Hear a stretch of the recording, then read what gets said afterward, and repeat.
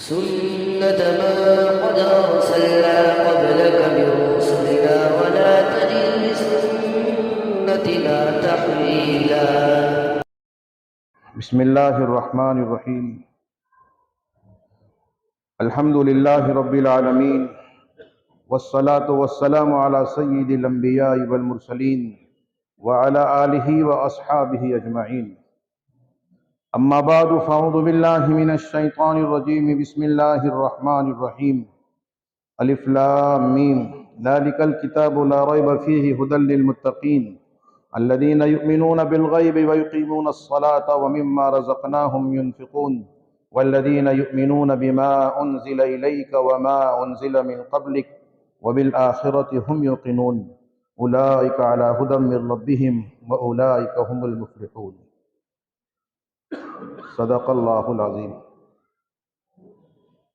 محترم دوستو، بزرگوں،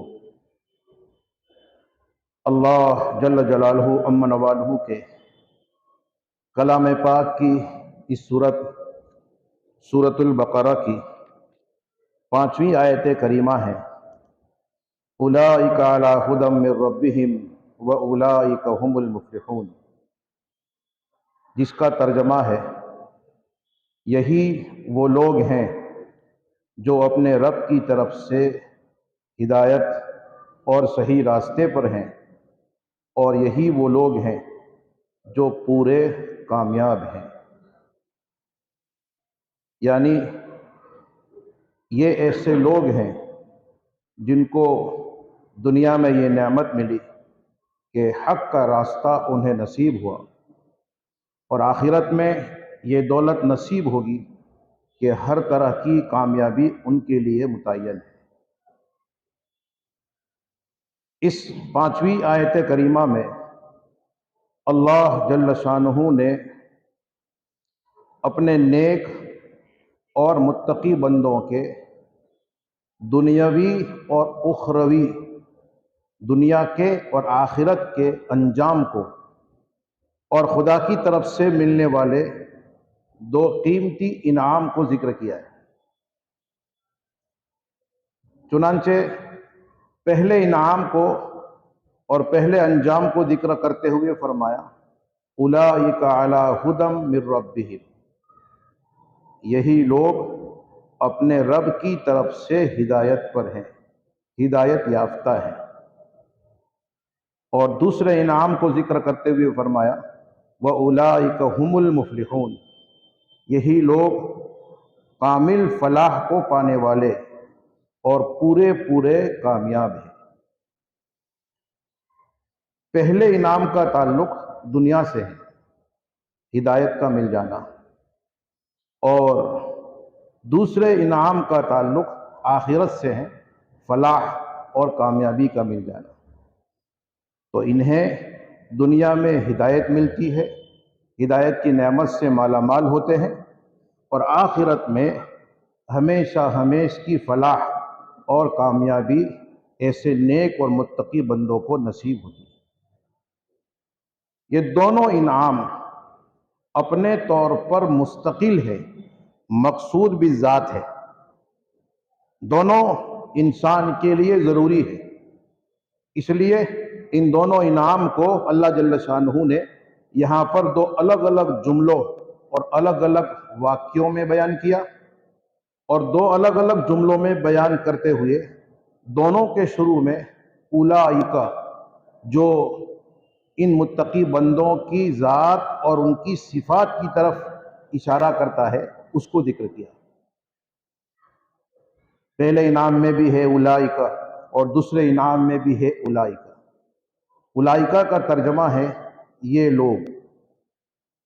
یعنی وہ لوگ جن کا ذکر پہلے کیا گیا، جن کی صفات اور پہچان کو، جن کی خصوصیات کو قرآن مجید نے گزشتہ آیات میں بیان کیا. جو لوگ المتقین ہیں، جن کا ضمیر زندہ ہوتا ہے، جن کے دل میں خوف خدا اور تقوی و پرہیزگاری کی جگہ ہوتی ہے، جو موجود سے زیادہ آئندہ آنے والے اور آخری انجام کو زیادہ اہمیت دیتے ہیں، جو الذین یؤمنون بالغیب ہے، جن کا اعتقاد اور ایمان اس مادی عالم سے زیادہ عالم غیب پر ہوتا ہے۔ وَيُقِيمُونَ الصَّلَاةَ، جو لوگ وَيُقِيمُونَ الصَّلَاةَ ہیں، جو اللہ تعالیٰ سے اپنے تعلق کو عملی طور پر اس طرح ظاہر کرتے ہیں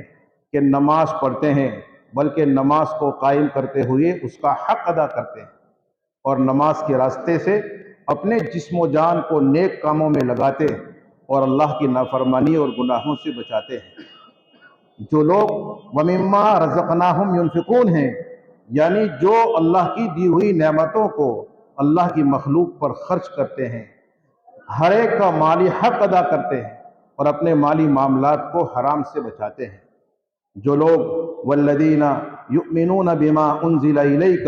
وَمَا أُنزِلَ مِن قَبْلِكَ ہیں، یعنی جو ایسے ہیں کہ اللہ جل شانہ نے روز اول سے جو نبوت اور رسالت کا سلسلہ اور وحی کا نظام چالو کیا ہے، اس سلسلے کو اور اس نظام وحی کو مانتے اور اس پر ایمان لاتے ہیں، یہاں تک کہ حضور اکرم صلی اللہ علیہ وسلم کو اللہ کا آخری اور برحق پیغمبر مانتے ہیں، اور ان کے اوپر نازل ہونے والے کلام قرآن مجید پر ایمان لاتے ہیں۔ جو لوگ وَبِالْآخِرَةِ هُمْ يُوقِنُونَ ہیں، یعنی جن کا یقین کامل قیامت کے دن پر، جزا اور سزا پر اور عالم آخرت پر ہے۔ جن لوگوں کی یہ سب صفات ہیں، جن لوگوں کی یہ سب خصوصیات ہیں، ان کو دنیا میں یہ انعام ملتا ہے علی ھدی من ربہم، اللہ جل شانہ کی طرف سے ہدایت کی عظیم دولت اور نعمت سے انہیں سرفراز کیا جاتا ہے۔ ان لوگوں کے دلوں میں وہ نور، وہ بصیرت پیدا کی جاتی ہے، جس نور و بصیرت کی روشنی میں وہ اپنی زندگی کو اللہ کی اطاعت اور فرما برداری کے مطابق گزارتے ہیں۔ یہ نعمت ملتی ہے، اور پھر یہ نعمت ان کو گھڑی دو گھڑی کے لیے مل جائے اور پھر ختم ہو جائے، ایسا نہیں ہے، بلکہ اس انعام کو بیان کرتے ہوئے قرآن کا جو انداز بیاں ہے، اس کی روشنی میں علماء نے فرمایا کہ ایسے سعادت مند بندوں کو اللہ کی طرف سے یہ نعمت ہدایت دائمی اور مسلسل طور پر ملتی ہے، کیونکہ قرآن نے یہ کہا علی ھدی، ہدا ہدایت کو ذکر کرنے کے لیے علی کا لفظ ذکر کیا۔ عربی زبان میں علی استعلاء اور تمکن کا معنی بتانے کے لیے آتا ہے، یعنی یہ بتاتا ہے کہ یہ نیک بندے ہدایت پر متمکن اور پختہ کار ہوں گے، ہدایت پر مستقیم اور ثابت قدم ہوں گے، ان کے اعمال ہدایت کی روشنی سے منور اور معمور ہوں گے، ان کے ہر قدم پر اللہ جل شانہ کی طرف سے ہدایت اور رہبری شامل حال ہوگی، اور ہدایت بھی عظیم ہوگی، ہدایت کا ایک بہت بڑا حصہ انہیں نصیب ہوگا۔ اسی لیے اس ہدایت کی نسبت اللہ کی طرف کی گئی، ھدی من ربہم، یہ ہدایت پر ہیں، اس ہدایت پر جو انہیں ان کے پروردگار کی طرف سے ملی، جس کو دینے والا، جس کو عطا کرنے والا، جس کا فیضان کرنے والا، جس کی توفیق دینے والا اللہ ہے۔ آپ جانتے ہیں دنیا میں کسی کو کسی مظاہرے پر، کسی پرفارمنس پر، کسی اچھے پردرشن پر کوئی انعام ملتا ہے، کوئی میڈل ملتا ہے، تو اس میں ایک طرف یہ دیکھا جاتا ہے کہ یہ انعام کتنا قیمتی اور ویلیو رکھنے والا ہے، یہ بھی دیکھا جاتا ہے کہ کس شخص، کس ملک اور کس ادارے اور سنستھا کی طرف سے یہ میڈل اور انعام دیا جا رہا ہے، اور پھر کس کے ہاتھوں انعام پانے والے کو اس میڈل کے ذریعے، اس میڈل سے سنمانت کیا جا رہا ہے۔ اس ساری پہلو کو دیکھتے ہوئے اس میڈل اور انعام کی اعزاز میں اور اس کی ویلیو میں اضافہ ہوتا ہے۔ قرآن کہتا ہے کہ ایسے نیک اور سعادت مند بندے کو ہدایت جیسی عظیم نعمت ملتی ہے، اور اس نعمت کو عطا کرنے والا اور اس کو دینے والا خدائے رب العالمین ہے، خود ان کا پروردگار ہے، جو خوب جانتا ہے کہ ان بندوں کے سب سے زیادہ کام کی چیز کون سی ہے، ان کے لیے سب سے زیادہ فائدے کی چیز کون سی ہے، وہ خدا ہی جانتا ہے، وہ پروردگار ہی جانتا ہے۔ ایسے خدا اور پروردگار کی طرف سے ان کو یہ ہدایت کی نعمت ملتی ہے۔ علماء فرماتے ہیں کہ بندے کو دنیا میں ہدایت کا مل جانا اور ہدایت یافتہ ہونے کی سند حاصل ہو جانا، یہ بہت بڑی نعمت اور بہت بڑی سعادت ہے۔ کیونکہ ایک تو ہدایت یہ دنیا کے انسان کی سب سے بڑی ضرورت ہے، جس ضرورت کے مقابلے میں جو دوسری بشری اور انسانی ضرورتیں ہیں، کھانا پینا وغیرہ، یہ سب ہیچ ہے، نہ کے برابر ہے۔ کیونکہ ان بشری اور انسانی ضرورتوں کے پورا نہ ہونے سے انسان کا اتنا نقصان نہیں ہوتا جتنا نقصان اس ہدایت کی ضرورت کے پورا نہ ہونے سے ہوتا ہے۔ جو سب سے بڑی ضرورت کی چیز انسان کو مل گئی، اس سے بڑھ کر سعادت مندی اور نیک بختی کیا ہوگی؟ دوسری بات یہ ہے کہ یہ جو ہدایت کی نعمت ملتی ہے، یہ ہدایت کی نعمت اپنے اندر بہت زیادہ نعمتوں کو لیے ہوئی ہوتی ہے۔ سب سے بڑھ کر یہ کہ ہدایت کی بدولت ایک انسان خدائے رب العالمین کو چھوڑ کر خدا کی مخلوق کے سامنے جھکنے اور اس کے سامنے نمن اور وندن کرنے کی بھونڈی ذلت اور خواری سے بچ جاتا ہے۔ ہدایت مل گئی تو اب خدا کے سامنے تو جھکے گا، اسے تو نمن اور وندن کرے گا، لیکن خدا کی بنائی ہوئی مخلوق چاہے وہ ظاہر میں کتنی بڑی ہو، کتنی ہی پاورفل ہو، کتنی ہی نفع بخش ہو، تب بھی یہ ہدایت یافتہ انسان اس مخلوق کے سامنے اپنا سر نہیں جھکائے گا، اس کے سامنے نمن اور وندن نہیں کرے گا۔ ایسا کرنا یہ انتہائی ذلت ہے، انتہائی خواری کی بات ہے۔ ہدایت کے بدولت انسان اس سے بچ جاتا ہے۔ ہدایت کی وجہ سے انسان کو انفرادی اجتماعی زندگی کی منزلیں طے کرنے کا ایک جامع ترین، ایک بہترین دستور حیات مل جاتا ہے، ہاتھ میں آ جاتا ہے۔ جس دستور حیات کی روشنی میں انسان زندگی گزارتا ہے تو اسے وہ زندگی ملتی ہے جس کو قرآن مجید نے حیات طیبہ کہا، پاکیزہ زندگی، صاف ستھری زندگی۔ من عمل صالحا من ذکر او انثی وهو مؤمن فلنحینہ حیاتا طیبہ، کہ ایمان و عمل کے ساتھ زندگی گزاری جاتی ہے تو اللہ کا وعدہ ہے کہ ہم ایسے بندے کو حیات طیبہ، نہایت پاکیزہ، صاف ستھری اور بہترین زندگی عطا فرماتے ہیں۔ وہ ہدایت کی نعمت کے تحت ملتی ہے، معاشرے اور سماج میں عزت ملتی ہے، مقام مرتبہ ملتا ہے۔ قرآن کہتا ہے وَلِلَّهِ الْعِزَّةُ وَلِرَسُولِهِ وَلِلْمُؤْمِنِينَ، عزت اللہ کی طرف سے آتی ہے، رسول کے راستے سے آتی ہے، ایمان والوں کے لیے آتی ہے۔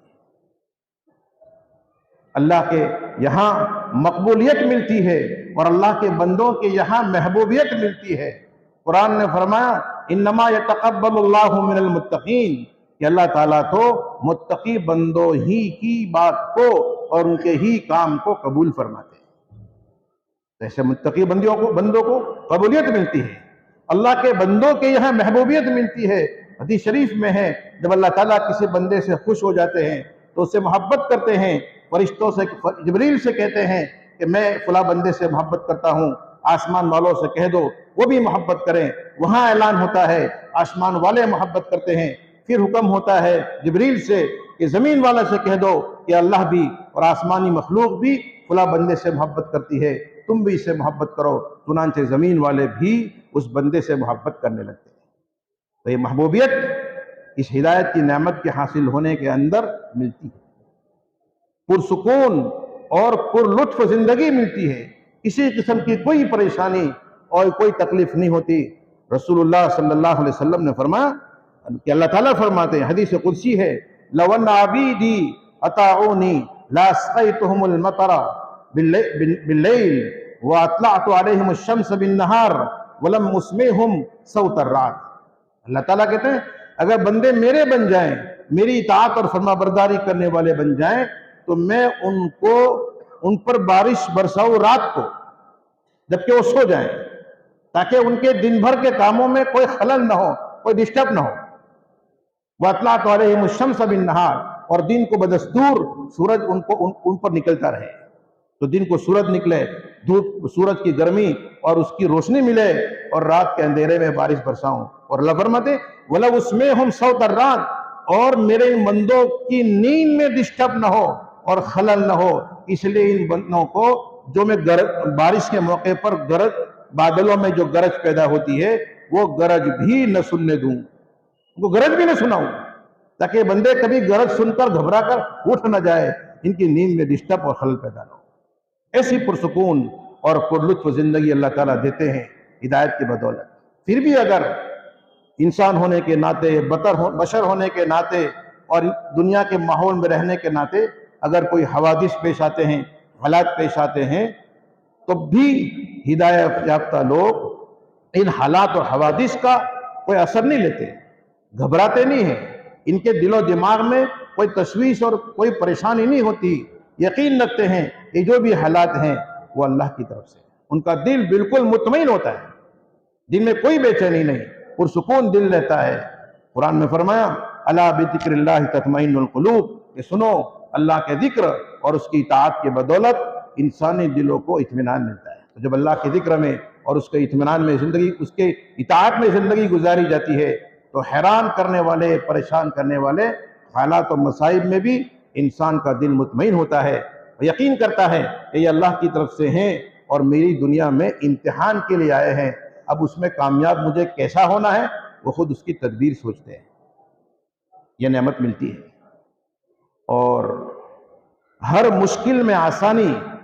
اور ہر معاملے میں ہر مشکل سے نکلنے کا راستہ اور ہر معاملے میں آسانی اس کے لیے پیدا ہو جاتی ہے۔ اللہ تعالیٰ ایسے مقام سے اس کو روزی عطا فرماتے ہیں جہاں سے اس کو وہم و گمان نہیں ہوتا۔ قرآن میں فرمایا وَمَن يَتَّقِ اللَّهَ يَجْعَلْ لَهُ مَخْرَجًا وَيَرْزُقْهُ مِنْ حَيْثُ لَا يَحْتَسِبُ، کہ اللہ کے جو متقی بندے ہوتے ہیں اللہ تعالیٰ ان کے لیے ہر مشکل میں آسانی پیدا کر دیتے ہیں، ہر مشکل سے نکلنے کا راستہ سجھا دیتے ہیں، اور ایسے مقام سے روزی دیتے ہیں جہاں سے وہم و گمان بھی نہیں ہوتا۔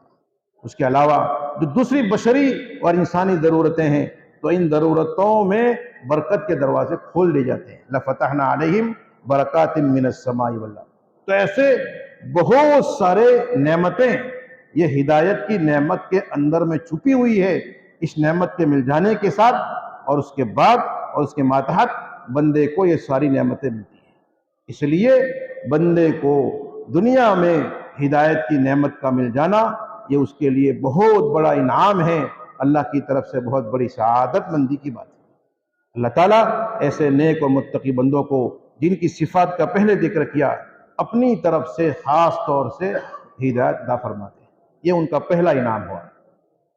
دوسرا انعام تھا ان خوش نصیب بندوں کا ہم المفلحون، یہ لوگ پورے کامیاب ہوں گے، کامل فلاح ان نیک بندوں کو ملے گی۔ مفلحون کا ترجمہ عام طور سے کامیاب کا کیا جاتا ہے، عربی زبان میں لفظ فلاح سے بنا ہے، فلاح کا ترجمہ بھی کامیابی سے کیا جاتا ہے، لیکن علماء نے لکھا ہے کہ حقیقت میں عربی زبان کے لحاظ سے بھی اور قرآن کی اصطلاح کے لحاظ سے بھی یہ فلاح اور مفلحون کا جو لفظ ہے وہ کامیابی سے زیادہ وسیع اور عام معنی اپنے اندر رکھتا ہے۔ ماہرین نے فرمایا کہ یہ لفظ یہ دنیا اور آخرت کی ساری خیر اور ساری خوبیوں کو شامل ہے، ساری خوبیوں کو جامع ہے۔ خود عربی زبان میں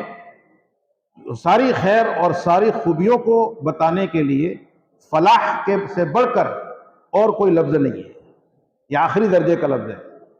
اور اردو اور دوسری زبانوں میں تو اس کا فٹ ترجمہ کیا جا سکے ایسا کوئی لفظ بھی نہیں ہے، لیکن قریبی معنی اور مفہوم کو ادا کرنے کے لیے عام طور پر یہ کہا جاتا ہے کہ فلاح کا مطلب ہے کامیابی، دنیا اور آخرت کی خوشحالی، یہ فلاح کا ترجمہ کیا جاتا ہے۔ ورنہ ہر قسم کی خیر اور ہر قسم کی خوبی کا مل جانا یہ فلاح کہلاتا ہے۔ اور اس کے ساتھ ساتھ اس لفظ میں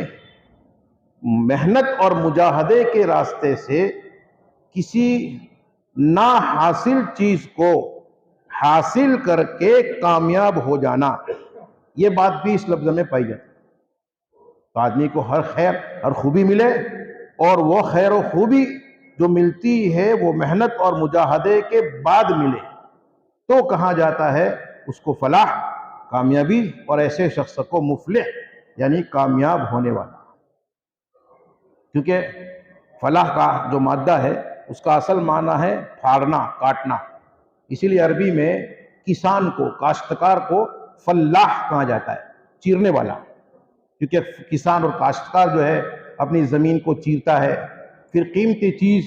دانے کو مٹی میں ملاتا اور اسے مٹاتا اور اسے دفن کرتا ہے، اچھی پیداوار حاصل کرنے کے لیے اس کی اچھی طرح سیرابی اور سینچائی کرتا ہے، نقصان سے بچانے کے لیے محنت کرتا ہے، تب وہ لہلہاتا کھیت اپنے سامنے دیکھ پاتا ہے۔ ایسے ہی مفلح اور فلاح پانے والے وہ لوگ ہوتے ہیں کہ جو اپنی خواہشات کو کاٹ دیتے ہیں، اس کا گلا گھوڑ دیتے ہیں، اپنے جذبات کو مٹاتے اور دفن کر دیتے ہیں، اپنی ہر قیمتی سے قیمتی چیز کو اللہ کے نام پر قربان کر دیتے ہیں، جو ایمان اور اعمال و اخلاق سے اپنی زندگی کو سیراب کرتے اور اسے سینچتے ہیں اور گناہوں اور نافرمانی سے اپنے آپ کو بچاتے ہیں۔ اس راستے سے جو کامیابی اور دنیا آخرت کی جو خوشحالی اور خیر و خوبی حاصل کی جاتی ہے، تو ایسی خیر و خوبی کو فلاح کہا جاتا ہے، اور ایسی خیر و خوبی حاصل کرنے والے کو مفلح کہا جاتا ہے۔ اللہ تعالیٰ جن خصوصیات اور صفات کو پہلے ذکر کیا گیا،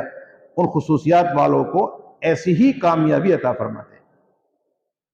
جو موت سے شروع ہو کر آخری ٹھکانے تک بندہ پہنچے تب تک اس کو ملتی رہتی ہے، یعنی ہر آنے والی منزل میں ایسے انسان کو اپنی پسند کی چیز ملتی ہے اور اپنی ناپسند کی چیز سے بچتا ہے، یہاں تک کہ اپنے آخری ٹھکانے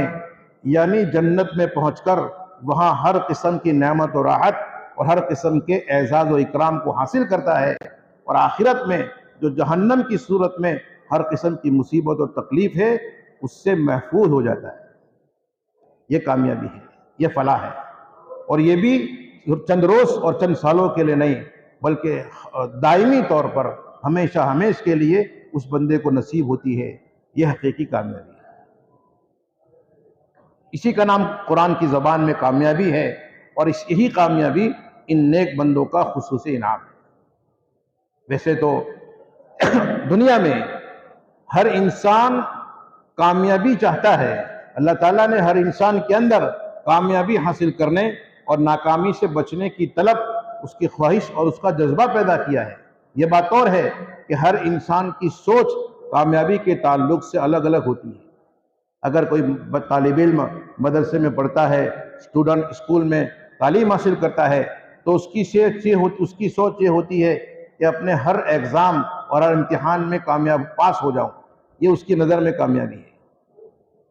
جس بچے کی یہ مراد پوری ہو جاتی ہے، اس کی سوچ یہ ہوتی ہے کہ اب مجھے اچھی سے اچھی نوکری اور خوبصورت چھوکری مل جائے تو میرا کام بن جائے، بس مجھے سب کچھ مل گیا۔ اگر کوئی نوجوان بوڑھا کسی بیماری میں اور کسی دکھ میں مبتلا ہے تو اس کی سمجھ یہ ہوتی ہے کہ میں اس بیماری سے نکل جاؤں تو پھر مجھے کچھ نہیں چاہیے۔ اس طرح انسان کے دل و دماغ میں بہت ساری تمنائیں اور آرزویں ہوتی ہے، ان آرزوؤں اور تمناؤں کا پورا ہو جانا یہ انسان کی نظروں میں کامیابی کہلاتا ہے۔ اور عام سوچ، عمومی سوچ اور سمجھ یہ ہے کہ انسان کو دنیا میں 3 چیزیں مل جائیں تو انسان کامیاب ہے، روٹی مل جائے، کپڑا مل جائے، مکان مل جائے۔ تو روٹی، کپڑا اور مکان، ان 3 چیزوں کا ملنا اور اچھا سے اچھا ملنا یہ انسانوں کی نظر میں کامیابی ہے۔ جس کو ملتی ہے وہ اپنے آپ کو کامیاب سمجھتا ہے، اور دوسرا اس کو دیکھنے والا بھی اسے کامیاب خیال کرتا ہے۔ لیکن یہ سب دھوکہ ہے، اللہ جل شانہ کی نظر میں یہ کامیابی نہیں ہے۔ جس خدا نے اس انسان کو بنایا، اس کی طبیعت اور فطرت کو بنایا، اس کی ضرورت کو بنایا، اس خدا کے نزدیک اور اس کے بیان کے مطابق کامیاب انسان وہ ہے کہ جو آخری فیصلے میں کامیاب ٹھہرے اور جنت کا حقدار بن جائے، اور ناکام انسان وہ ہے جو خدا کے آخری فیصلے میں ناکام ثابت ہو اور جہنم کا قیدی بنے۔ یہ کامیاب ہے، وہ ناکام ہے۔ قرآن میں اللہ نے فرمایا فَمَنْ زُحْزِحَ عَنِ النَّارِ وَأُدْخِلَ الْجَنَّةَ فَقَدْ فَازَ وَمَا الْحَيَاةُ الدُّنْيَا إِلَّا مَتَاعُ الْغُرُورِ، کہ جو شخص جہنم سے بچا لیا گیا اور جنت میں داخل کر لیا گیا وہ کامیاب ہے، کیونکہ مل حیات الدنیا الا متاع الغرور، دنیا کی زندگی تو دھوکے کا سامان ہے، دنیا کی زندگی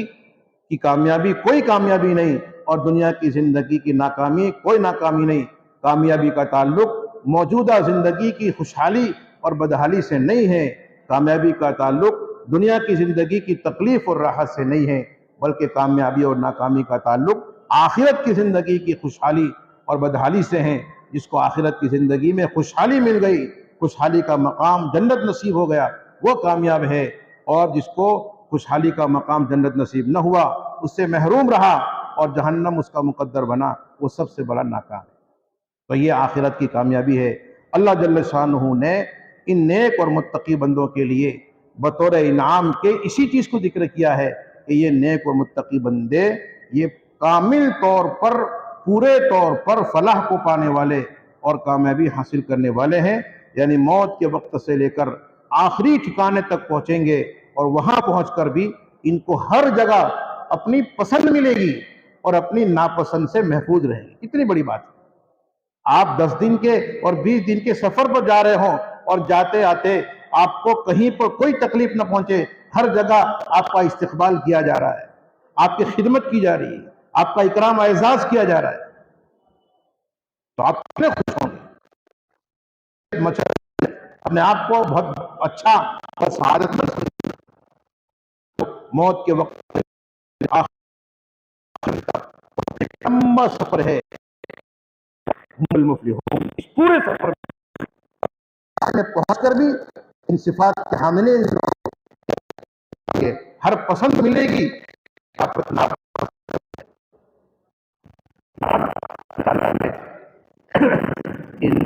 سورہ بقرہ کی ان 5 سوروں کی 5 آیتوں میں اپنے نیک اور متقی بندوں کے چند اوصاف کو، صفات اور پہچان کو، خصوصیات کو ذکر کیا ہے، اور ساتھ میں ان کے دنیا میں ملنے والے انجام و انعام کو، آخرت میں ملنے والے انجام و انعام کو ذکر کیا ہے۔ یہ ذکر کر کے دنیا کے تمام انسانوں کو عموماً اور مسلمانوں کو خصوصاً یہ پیغام دیا ہے کہ اگر دنیا میں کامیابی چاہتے ہیں اور آخرت کی کامیابی چاہتے ہیں تو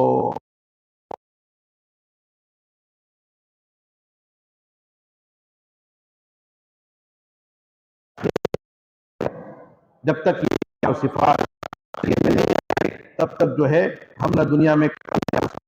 ہدایت یافتہ ہوتے ہیں اور نہ ہی آخرت کی فلاح اور کامیابی ہمیں نصیب ہوتی ہے۔ رسول اللہ صلی اللہ علیہ وسلم